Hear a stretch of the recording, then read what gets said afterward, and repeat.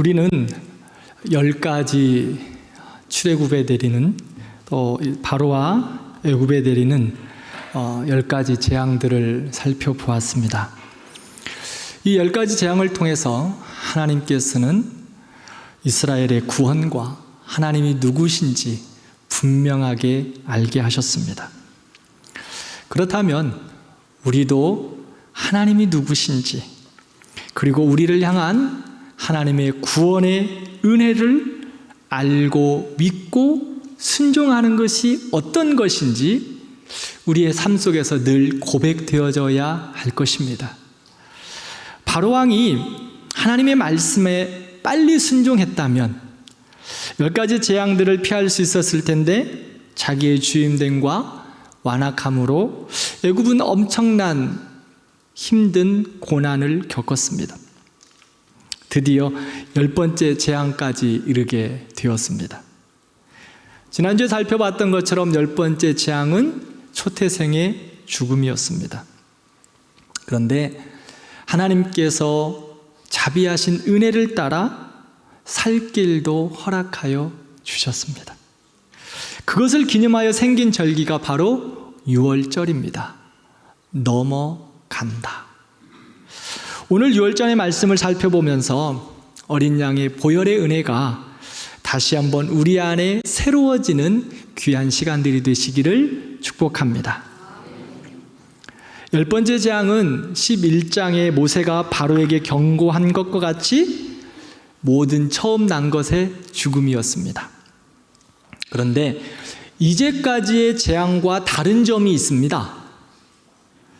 그것은 하나님께서 이스라엘 백성들에게 보호해 주신 그 은혜가 있었는데, 10번째 재앙은 무조건 보호를 받을 수 없다는 겁니다. 반드시 하나님께서 가르쳐 주신 방법과 순서를 따라 준비를 해야 10번째 재앙에서 피할 수 있었습니다. 10번째 재앙을 피하기 위해서 하나님께서 가르쳐 주신 방법이 무엇일까요? 3절부터 보면 유월절 어린 양을 준비해야 한다라고 말씀하고 있습니다.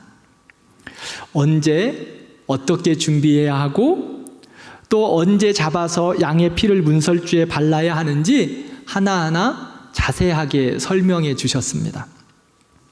식구수에 따라서 양 한 마리를 준비하되, 식구가 적으면 이웃의 수와 함께 해서 양 한 마리를 준비해야 했습니다.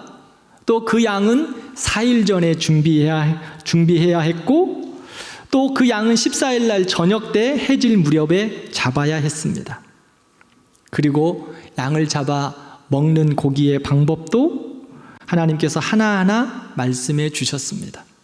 고기와 함께 무교병과 쓴나물을 함께 먹어야 하고, 날것으로나 삶아서 먹으면 안 되고 불에 구워서 먹어야 한다라고 말씀하셨습니다. 그리고 또한 아침까지 남겨주면 안 되고 남은 것은 모두 불태워야 했습니다. 그리고 먹을 때는 어떻게 해야 하느냐? 허리에 띠를 띠고 발에 신을 신고 손에 지팡이를 잡고 급히 먹으라고 말씀합니다. 하나님은 유월절을 준비함에 있어 이스라엘 백성들에게 심판과 구원의 영광을 보여주시기 위해 철저하게 하나님의 말씀 앞에 순종하는 것을 가르치셨습니다. 그래서 이스라엘 백성들은 가르쳐 주신 방법대로 하나하나 순종하고 따라야 했습니다. 구원은 하나님의 역사 가운데 하나님이 일하시고 하나님이 성취하십니다. 그러므로 우리는 하나님의 은혜를 따라 그 하나님의 구원의 역사 가운데 믿음으로 반응하고 순종하는 것입니다. 이스라엘 백성들에게 그 구원의 방법을 가르쳐 주셨을 때 이스라엘 백성들은 그 구원의 방법을 하나하나 따라 순종해야 했습니다. 살려주시기 위해서, 넘어가게 하기 위해서, 회복시키시기 위하여 하나님은 이스라엘 백성들에게 하나하나 가르쳐 주셨습니다. 그러면 유월절에 잡는 어린 양은 무엇을 예표할까요?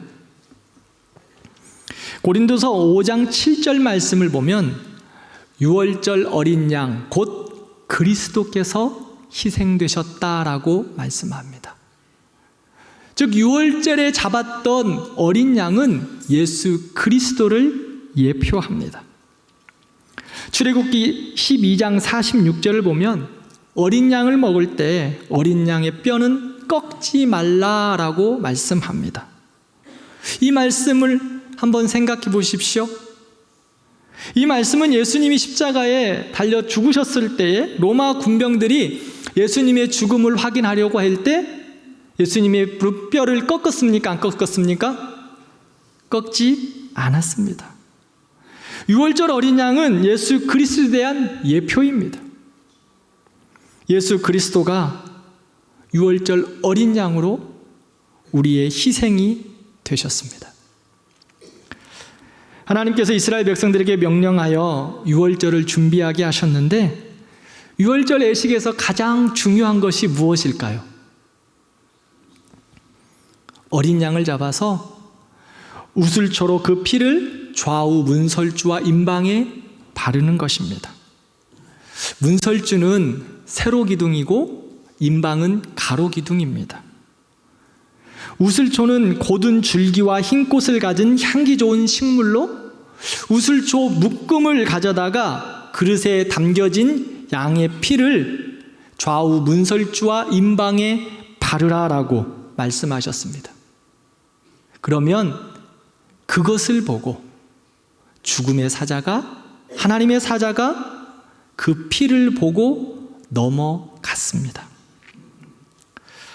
죽음의 재앙을 피한 사람들은 오직 어린 양의 보혈의 피, 문설주와 임방에 바르고 집 안에 머물러 있었던 사람들입니다. 어느 누구도 피할 수 없었는데 그 말씀에 따라 순종하여 피를 바르고 그 집 안에 머물러 있었던 사람들은 구원받았습니다. 그 외에는 모든 장자들이 죽음을 당했습니다. 아무것도 아닌 것처럼 보이는 어린 양의 보혈의 피, 그 피를 보고 하나님의 사자가 넘어간 것입니다. 구원한 것입니다. 그러므로 재앙을 피할 수 있었습니다. 하나님께서 왜 이스라엘 백성들에게도 예외를 두지 않고 어린 양의 피를 문설주에 바르라고 하였을까요? 10번째 재앙은 누구나 동일하게 말씀하셨습니다. 이스라엘 백성들도 그 말씀의 절차에 따라 순종해야 했습니다. 이것은 유대인이나 이방인이나 모든 사람들에게 동일한 적용입니다. 왜요? 모든 인간은 죄인이기 때문입니다. 스스로 구원할 수 없고 스스로 해결할 수 없는 전적인 타락한 존재라는 것을 말씀하고 있습니다. 로마서 3장 10절에서 12절 말씀을 함께 읽겠습니다. 기록된 바 의인은 없나니 하나도 없으며 깨닫는 자도 없고 하나님을 찾는 자도 없고 다 치우쳐 함께 무익하게 되고 선을 행하는 자는 없나니 하나도 없도다. 아멘. 인간의 죄성들을 생각할 때 우리는 다른 사람을 생각할 필요가 없습니다. 다른 일을 말할 필요도 없습니다. 왜요? 내가 죄인이기 때문입니다. 우리가 예수 그리스도의 보혈의 피가 아니면 소망이 없는 죄인이기 때문입니다. 타락한 죄인이라는 것을 말씀하고 있습니다. 그러므로 사람은 구원받는 것은 자신의 의로움 때문이 아니라 혈통이 아니라 자기의 능력과 행위와 삶이 아니라 오직 예수 그리스도의 십자가의 은혜로 구원받는다는 것입니다. 이방인이든 유대인이든 그 어느 누구든지 예수 그리스도의 보혈의 은혜가 아니면 살아날 수 없음을 말씀하고 있습니다. 이스라엘 백성들도 이제까지는 하나님의 보호 가운데 있었어요. 재앙 가운데 보호하셨어요. 캄캄한 흑암 가운데 있을 때 그곳에는 빛이 있었던 것처럼 하나님의 보호 가운데 있었어요. 그런데 10번째 재앙에서 구원받은 것은 오직 한 가지, 어린 양의 피, 그것 때문이었습니다. 이스라엘 사람 중에 하나님이 이제까지도 우리를 이 재앙에서 지켜주셨으니까 이번에도 하나님께서 그냥 알아서 하시겠지. 왜 어린 양을 꼭 준비해서 내가 그 피를 문설주에 발라야 하나? 오늘 날도 좋은데 그냥 고기나 잘 삶아 먹자. 아마 그랬을 사람도 있지 않았겠습니까? 하나님이 잘 알아서 해주시겠지. 하나님이 우리를 택한 백성이니까 하시겠지. 그런 마음으로 문설주와 임방에 피를 바르지 않았다면 그 사람은 어떻게 되었을까요? 이스라엘 사람이라 할지라도 죽었습니다. 반면 애굽 사람들 중에 그 이스라엘 사람들의 이야기를 들었던 사람이 있었을 거예요. 성경에는 나오지는 않아요. 아마 이스라엘의 하나님의 명령을 따라 모세가 이스라엘 백성들에게 이야기했을 때, 야, 어린 양을 잡아서 문설주에 피를 발라야 된단다. 이스라엘 백성들이 뭔가를 하고 있었겠죠? 아마 노예였지만 애굽 사람들에게 그런 이야기를 해 주었을 것입니다. 애굽 사람들 중에서 그 하나님에 대해서 10가지 재앙 가운데 있었을 때 하나님에 대해서 이제 하나하나 알아갔던 사람들도 분명하게 있었을 것입니다. 도장 깨기 가운데 하나님에 대해서 가르쳐 주셨기 때문에 이방인이었던 애굽 사람들도 알았죠. 그래서 이스라엘 백성들이 했던 그 어린 양을 잡고 어린 양의 피를 가지고 우슬초로 문설주에 발랐던 애굽 사람들이 있었을 것입니다. 그러면 그 사람들은 살았을까요? 죽었을까요? 네? 살았습니다.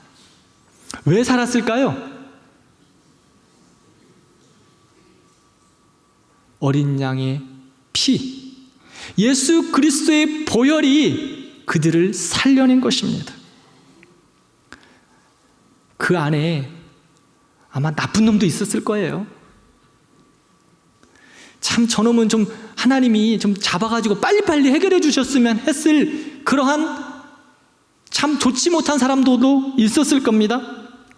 하나님 저것은 좀 빨리 빼내주세요. 그런 사람도 있었을 것입니다. 그럼에도 불구하고 어린 양의 피를 바르고 말씀을 따라 집 안에 머물러 있었던 사람 구원받았습니다. 왜 그렇습니까?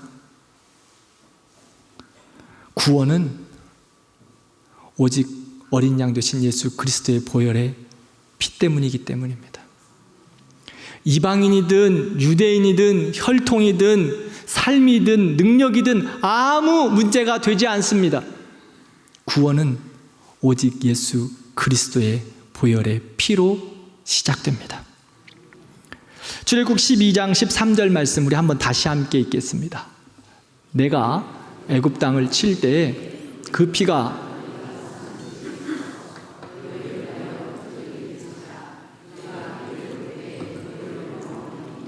재앙이 너희에게 내려 멸하지 아니하리라. 아멘.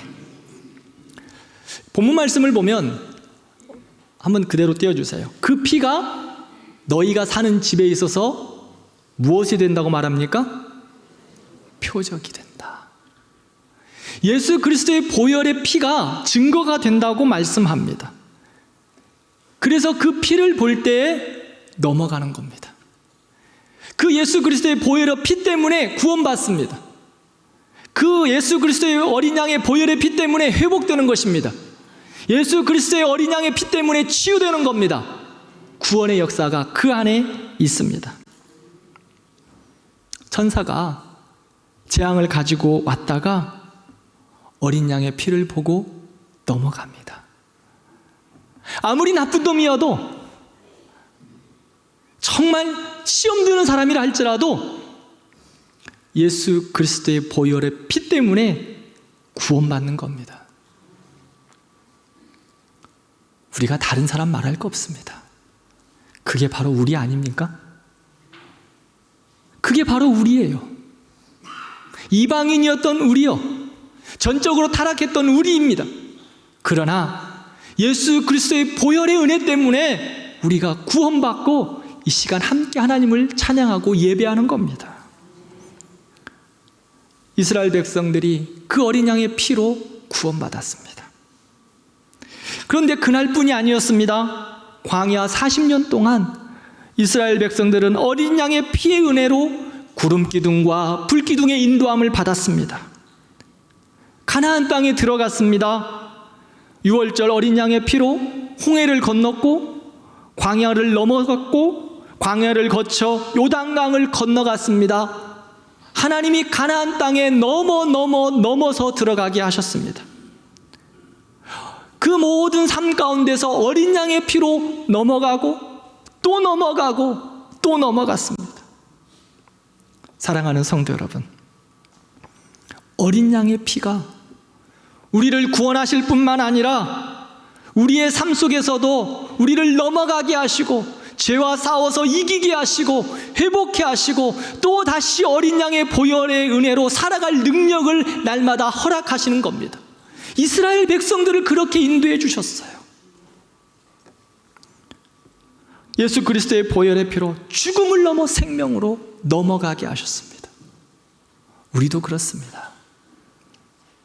하나님의 자녀로 죽음에서 생명으로 넘어가게 하셨고, 그리고 그 보호와 짐과 은혜로 또 넘어가게 하시고, 그 사랑으로 이 세상 가운데 또 살아가게 하시고, 또 넘어가게 하시고, 또 넘어가게 하시도록 우리를 붙드시고 보호하여 주십니다. 그러기에 매일매일 그 예수 그리스도의 보혈의 은혜를 붙드시기 바랍니다. 그 보혈의 은혜가 우리를 넘어가게 하실 것입니다.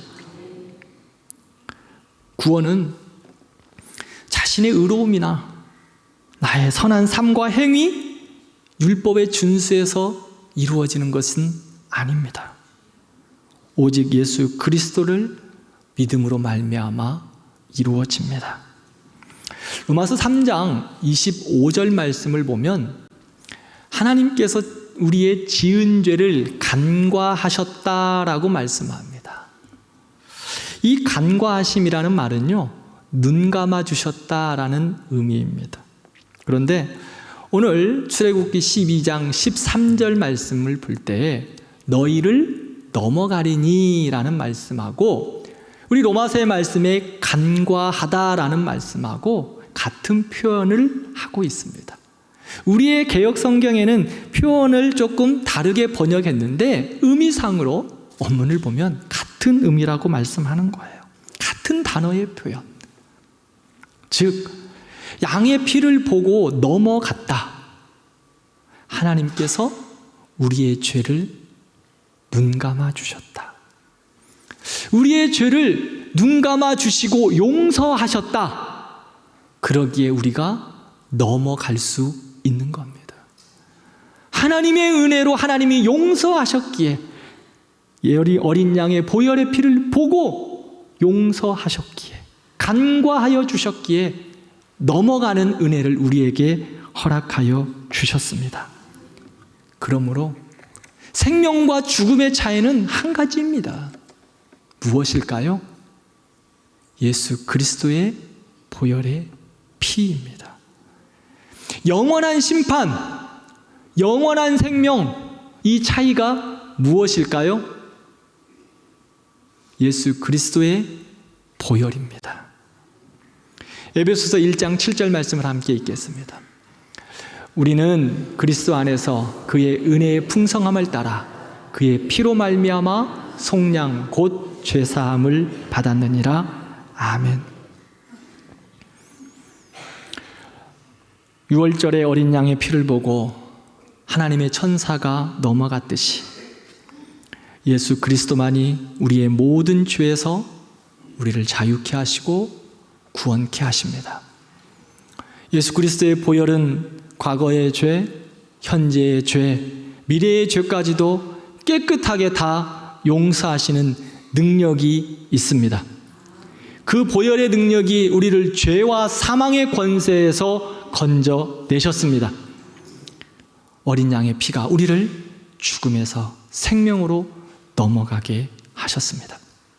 우리는 그 은혜 가운데 살아갑니다. 보혈의 피 꼭 붙드시는 우리 성도들 되기를 축복합니다. 우리는 11월 26일 새 생명 축제를 위하여 기도하고 준비하고 있습니다. 태신자를 작정하고 가슴에 품고 기도하고 있습니다. 왜 그렇게 하고 계십니까? 오직 예수 그리스도가 구원의 길이기 때문입니다. 요한복음 14장 6절 말씀을 보면 예수께서 이르시되 내가 곧 길이요 진리요 생명이니 나로 말미암지 않고는 아버지께로 올 자가 없다. 분명하게 말씀하셨습니다.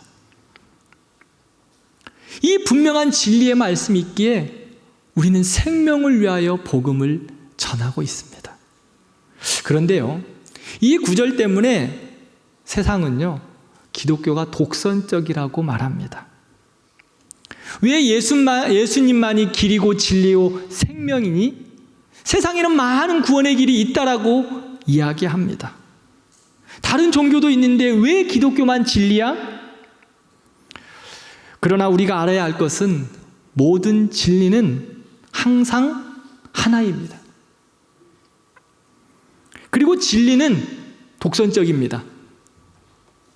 왜요? 그것이 진리이기 때문에.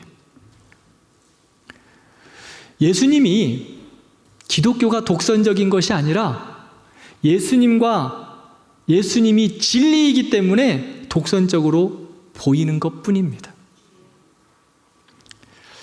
1 더하기 1은 몇입니까?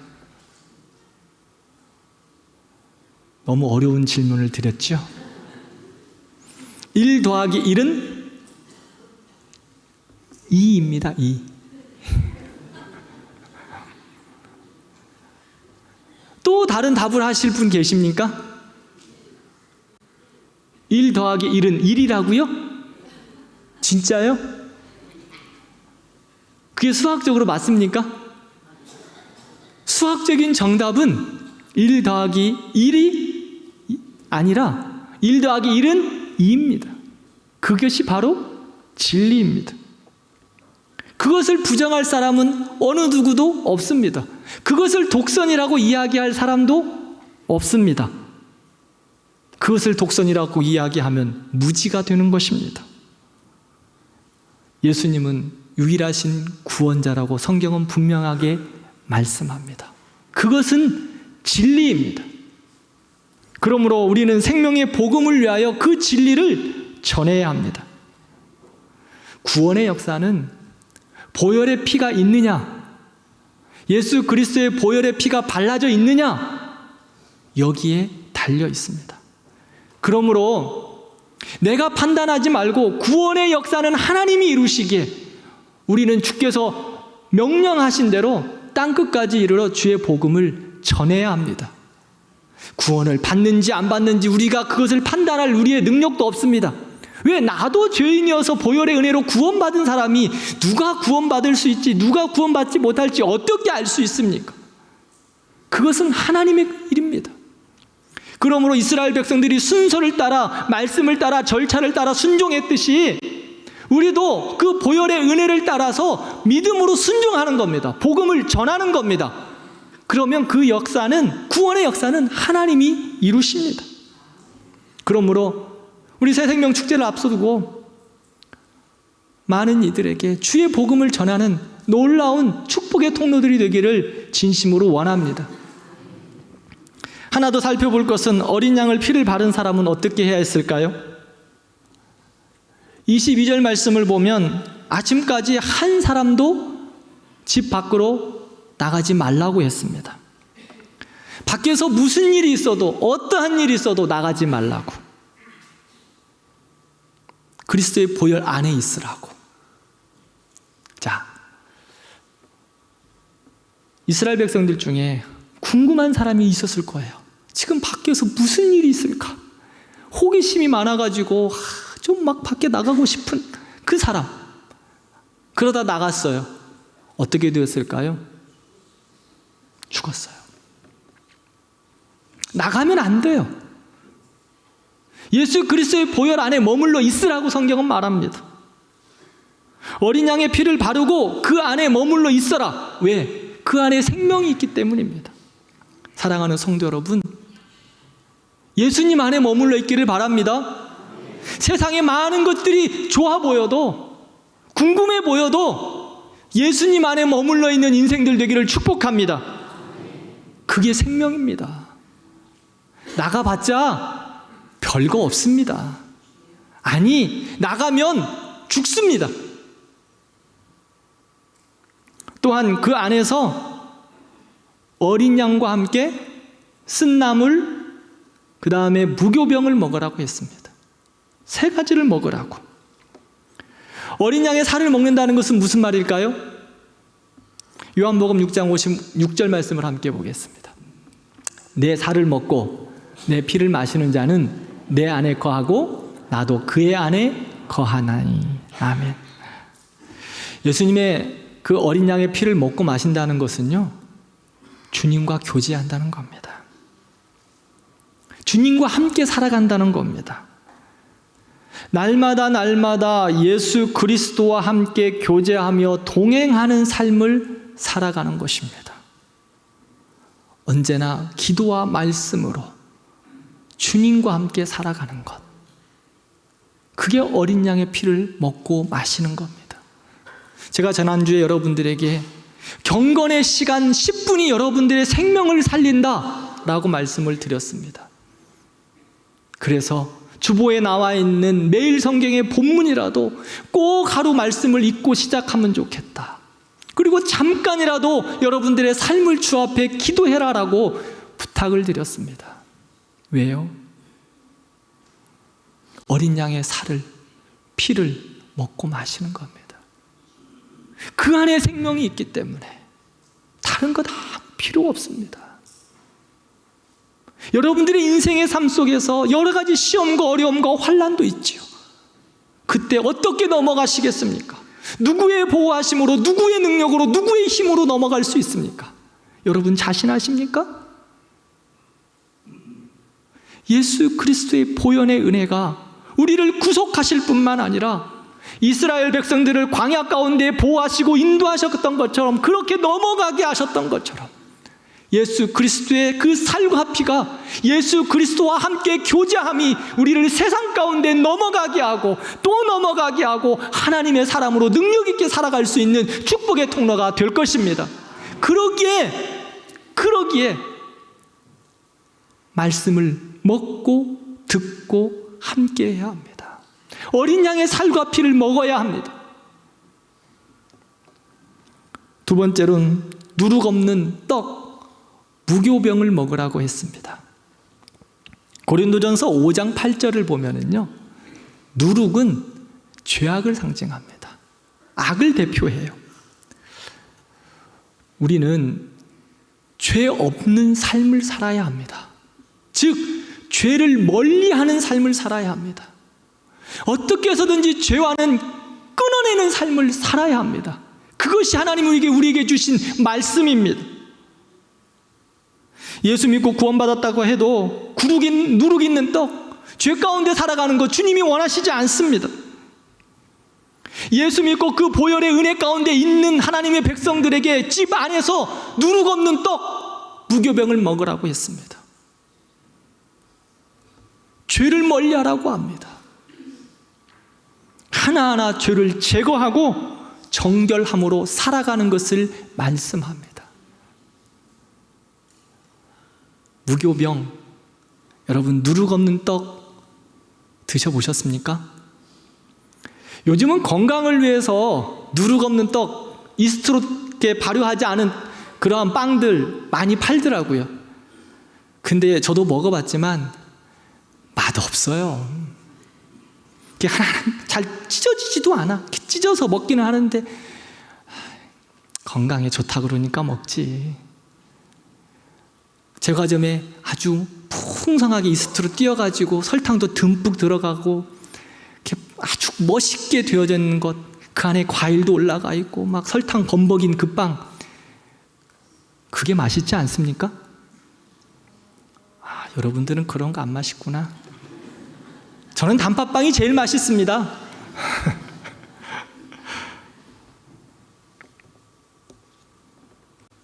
누룩 없는 빵. 힘들어도 맛없어도 누룩 없는 빵, 무교병 먹어야 합니다. 하나님의 사람으로 죄를 멀리하며 살아야 합니다. 세 번째, 쓴 나물 먹으라 합니다. 쓴 나물. 맛있고 좋은 나물도 있는데 왜 쓴 나물 먹으라 할까? 쓴 나물, 고난을 상징합니다. 예수님은 우리에게 생명의 은혜를 주셨습니다. 또한 생명의 역사를 가지고 살아갈 때, 그런데 우리에게 여러 가지 시험도 있고 어려움도 있고 고통도 있습니다. 예수 믿는다고 때로는 고난을 당합니다. 세상 속에서 요즘은 예수 믿는 거 드러내지도 못해요. 왜 그렇습니까? 비웃어요. 그리고 예수 믿는다고 어떨 때는 손가락질도 합니다. 어려움을 당할 때가 많습니다. 사랑하는 성도 여러분, 그러나 구원의 영광 가운데 예수로 인하여 당하는 고난, 구원의 은혜 가운데 예수로 인하여 당하는 시험, 예수로 당하는 어려움 넉넉히 감당하는 여러분들 되기를 축복합니다. 감당하셔야 합니다. 쓴 나물 드셔야 합니다. 그래야 하나님의 사람으로 능력 있게 살아갈 수 있습니다. 피하지 마십시오. 쓴 나물 먹으라고 말씀합니다.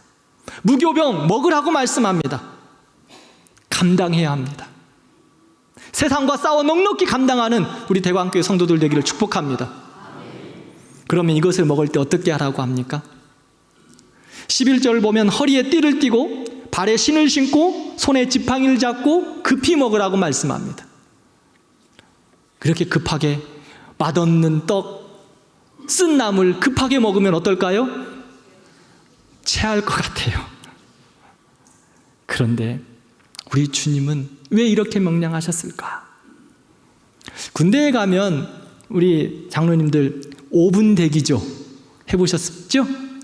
군대에 가면 5분 대기죠. 5분 대기조는 어떻게 합니까? 밥을 먹을 때도 총을 늘 상비해야 됩니다. 그리고 잠을 잘 때도 전투화를 벗지 않습니다.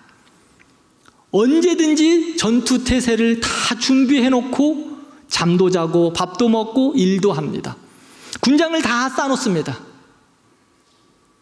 그런데 갑자기 그렇게 지내다가 5분 대기 비상하고 비상나팔이 불면 어떻게 합니까? 가장 최전선에 가장 먼저 달려가죠. 그래서 5분 대기조는 늘 영적인 긴장감 가운데 있습니다. 명령이 떨어지면 언제든지 행동을 해야 합니다.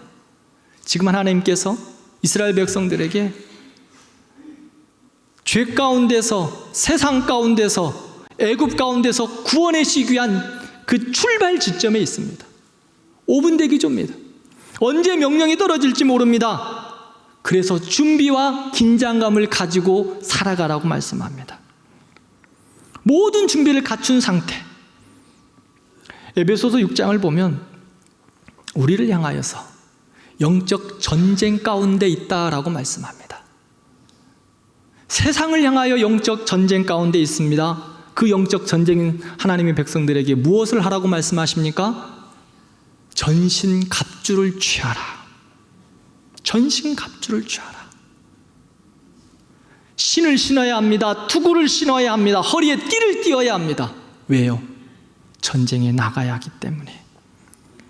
영적인 싸움을 싸워가며 주님의 명령에 언제나 나가 싸울 준비를 하라고 말씀하고 있습니다. 죄에 대하여, 세상에 대하여 떠나라 하실 때 머뭇거리지 말고 나가 싸워야 합니다. 이게 하나님의 백성들의 삶입니다. 머뭇거렸다가 망한 사람이 있습니다. 롯의 처, 세상을 바라보면서 머뭇거리다가 망했습니다. 우리 모든 성도들은 주님이 부르실 때에 정말 세상을 향하여 늘 준비되어져 있는 하나님의 사람들 되기를 축복합니다.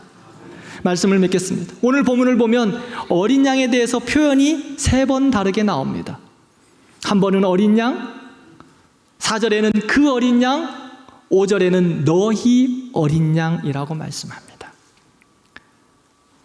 세상 죄를 지고 가는 하나님의 어린 양, 바로 예수 그리스도입니다. 그 예수 그리스도가 바로 그 어린 양이십니다. 세상 죄를 지고 가는 어린 양, 그 어린 양이 바로 그 어린 양, 그 어린 양이 되셨습니다.